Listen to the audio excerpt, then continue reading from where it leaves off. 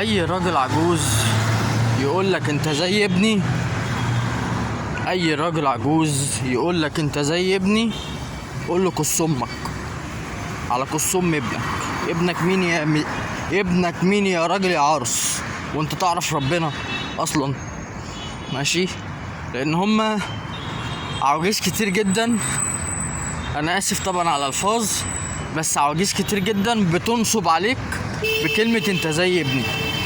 ماشي، والعجوز ده اللي هو رجل بره ورجل جوه، يعني هيموت في اي لحظة.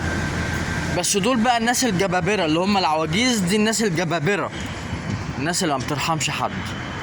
فاي عجوز يقول لك انت زي ابني، سواء بقى تاكسي، محل، اي حاجة، ماشي، معاملة نقدية، يعني قول له كص امك على كص ام ابنك.